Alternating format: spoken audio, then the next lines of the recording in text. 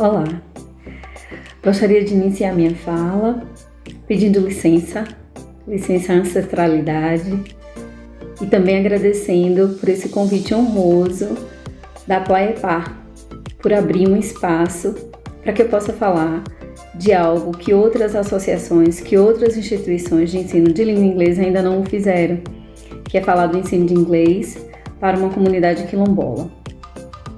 Aproveito para dizer que não sou a especialista em educação quilombola. Essa conquista, esse direito de falar de educação quilombola como um todo, pertence a pedagogos e pedagogas que estão na luta há mais tempo e que conseguiram conquistas como as diretrizes curriculares para a educação quilombola. Então eu falo da Universidade Federal do Recôncavo da Bahia, como professora de inglês e atuante em comunidades como essa e tantas outras da zona rural do Recôncavo. E é para lá que nós vamos agora. Eu estive por 2 anos e ainda tenho essa relação de afeto e de atuação com a comunidade quilombola do Engenho da Ponte, que é formada por 12 famílias, 35 crianças. Essas, por sua vez, foram e são minhas alunas. Essa comunidade tem como força pujante e potência enérgica a força feminina, a força das mulheres, porque são elas responsáveis pela economia da comunidade, porque são conhecidas como as mulheres marisqueiras da ponte, uma vez que o nome da comunidade é Engenho da Ponte. Esse é o contexto do qual eu vou falar. Eu inicio dizendo que a nossa ida, eu falo nossa porque a minha é de uma outra professora, porque o bom é fazer coletivos de força que realizem ações de acesso para povos que tiveram seus direitos negados por tantos motivos, direitos negados de forma violenta. Então a nossa ida para o Engenho da Ponte inicialmente era para atender às demandas das mulheres daquele lugar, para falar de violência doméstica, para fazer uma escuta, para fazer um momento de dizer para essas mulheres que elas não estavam só, que estamos todas ali juntas na mesma luta. No entanto, falar de mulher quilombola e não falar da sua maternagem é fazer um isolamento desse ser que são elas. Então, no momento em que as minhas colegas se sentavam para ouvir, para fazer esse exercício de escuta das mulheres, eu fiquei cuidando das suas crias no sentido de apresentar para elas uma língua estrangeira, que vem a ser a língua inglesa, a minha ferramenta de trabalho. Estando em uma comunidade quilombola com uma história de silenciamento e de colonização violenta, eu tentei chegar a essa comunidade da melhor forma possível, respeitando todo o escopo, todo o inventário cultural daquele espaço. Então, a minha estratégia para a apresentação de língua inglesa para as crianças da comunidade do Engenho da Ponte foi a contação de história. Mas eu fui buscar com os mais velhos quais histórias eles costumavam contar para aquelas crianças. Então, eu fiz adaptações dessas histórias para a língua inglesa, vocabulário de língua inglesa, não toda ela em língua inglesa. Por que eu fiz essa escolha? Porque a língua estrangeira, ela por si é estranha.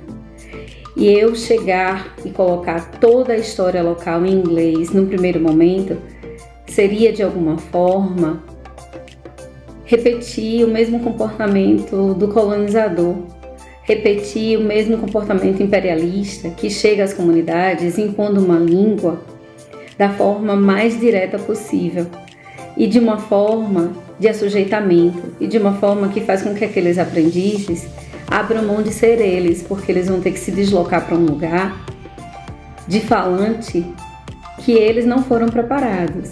Então eu não andei por esses caminhos, eu fui pela teoria da lexicalidade, para primeiro apresentar palavras e depois estruturas. Fiz essa escolha pedagógica como um ato de afeto primeiro, porque os alunos que lá estão, eles não têm acesso à internet, não têm acesso à televisão ou qualquer tipo de meio que venha dizer que existe uma outra língua para além daquela comunidade. Mas é preciso fazer isso. É preciso fazer essa apresentação. E aí me veio sempre a pergunta de: será que realmente eles necessitam de uma língua? Que foi isso que eu fui questionada por alguns colegas da linguística aplicada. Por que a criança quilombola precisaria de uma língua estrangeira? Mas eu também poderia pensar: por que a criança quilombola precisa ser alfabetizada? Por que a criança quilombola precisa conhecer geografia, matemática e português? Será que esse também não seria um discurso de exclusão dos próprios linguistas? Então, com essas questões, eu elaborava sempre as minhas ações, pensando: sim, eles também precisam. Eu não vou negar qualquer coisa que todos aqui nesse mundo externo têm acesso, e a comunidade, por ser quilombola, tem que ter esse direito negado. Então, minha busca para essas respostas de por que eu estou indo a uma comunidade ensinar uma língua estrangeira, essa resposta estava dentro da própria universidade. Eu hoje tenho 35% dos meus alunos e alunas são de origens quilombolas. Eles enfrentam desafios na hora de estudar uma língua estrangeira ou na hora de ler um texto em língua estrangeira. E é nesse momento que eles reclamam por um direito de ter tido acesso a essa língua antes de chegar à academia. E é nesse momento que eu me questiono: por que não ter mais projetos que exponham alunos e alunas ao acesso a essa língua, para que lá na frente ele não ache que essa é uma barreira, ele não ache que esse é um direito da branquitude, de uma elite de um país que sempre deixou esse direito de aprender língua estrangeira na mão de um grupo seleto.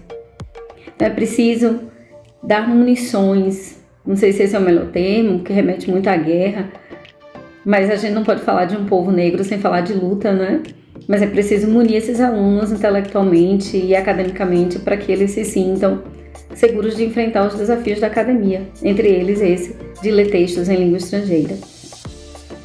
Então, quando eu chego a esse espaço e apresento essa língua estrangeira, eu me vejo mediando acesso, acima de tudo acesso, para que aquelas crianças entendam que qualquer espaço pertence a elas, qualquer espaço, inclusive o acadêmico. Infelizmente, eu tive alunos de comunidades quilombolas e de escolas públicas, negros e negras, que desistiram de concorrer às bolsas do Idioma Sem Fronteiras porque eles não se sentiam habilitados para.